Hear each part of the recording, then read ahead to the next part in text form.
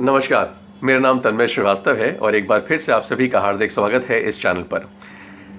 मैं आपको एक छोटी सी कहानी सुनाऊंगा और उसके बाद देखते हैं कि क्या निकलता है उससे। एक सब्जी वाला था जो कि बहुत ही ताज़ी फ्रेश वेजिटेबल्स अपनी दुकान में बेचता था। उसकी दुकान में एक सफ़ेद रंग का बोर्ड था जहाँ पे उसने लिख रखा था कि यहाँ ताज़ी सब्जियाँ मिलती हैं। तो एक ग्राहक आया, उसने उस बोर्ड को पढ़ा और उसने कहा कि भाई, हर कोई जानता है कि तुम यहाँ ताज़ी और फ्रेश सब्जियाँ ही बेचते हो, तो ये बोर्ड में ताज़ी और फ्रेश लिखने का क्या मतलब बनता है? तो उसने बोला हाँ, ये बात तो है। तो उसने ताज़ी वर्ड हटा दिया और उसमें लिखा रहा यहाँ पे सब्जियाँ मिलती हैं। थोड़ी देर बाद एक ग्राहक आया, उसने इस बोर्ड को पढ़ा और उसने बोला कि भाई, हर कोई जानता है कि तुम तो सिर्फ सब्जियाँ बेचते हो, फल और फूल तो बेचते नहीं हो, तो ये लिखने का क्या मतलब है कि भाई यहाँ पे सिर्फ सब्जियाँ मिलती हैं? तो दुकान वाले ने सोचा हाँ, ये बात पे भी दम है, ये बात भी सही है। तो उसने क्या किया, उसने सिर्फ सब्जियां हटा दी और बोर्ड में लिखा था यहाँ पे मिलती हैं। थोड़ी देर बाद एक और ग्राहक आया, उसने इस बोर्ड को पढ़ा और बोलता है कि भाई, इसका क्या मतलब हुआ यहाँ पे मिलती हैं? तो मैं बताना चाहिए कि क्या मिलता है।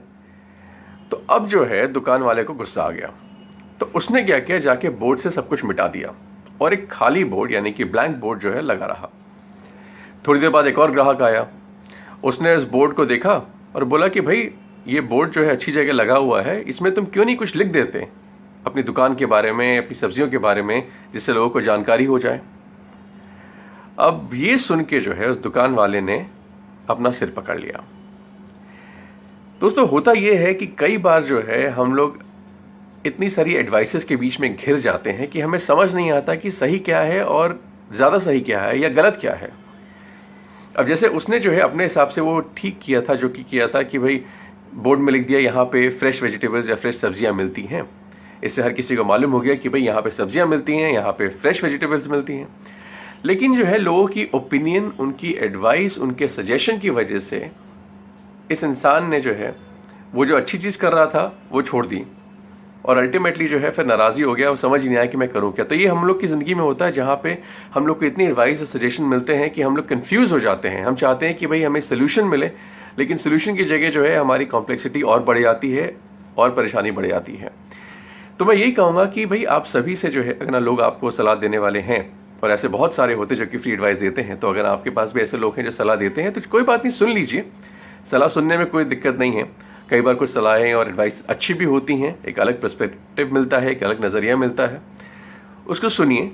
लेकिन फिर अपने आप में सोचिए कि भाई, आपको क्या ठीक लगता है इन सभी बातों को करने के और सोचने के बाद।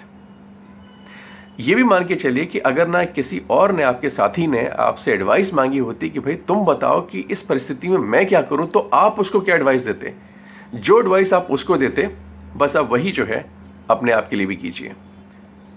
तो मैं ये कहूँगा कि सुनो सबकी, करो अपने मन की, लेकिन ऐसा भी नहीं कि अगर कोई अच्छी बातें हैं दूसरे कह रहे हैं तो आप उसको जो है एकदम ना माने और उसको ना सुने।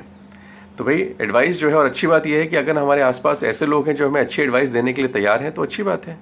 और अगर आपको सच में ऐसे कन्फ्यूजन हो जाए कि भाई क्या किया जाए, आपको कुछ भी समझ नहीं आ रहा है, तो सिर्फ गिने चुने कुछ लोग जिन पे आप विश्वास करते हैं, जो कि आपके हिमायती हैं, जो कि वेल विशर्स हैं, उनके पास जाके उनसे अपनी प्रॉब्लम को डिस्कस करें एंड हो सकता है कि वो आपको एक अच्छी सजेशन दे दें जो कि आप फॉलो कर सकें। कहते हैं ना कि जितनी मुंह उतनी बातें।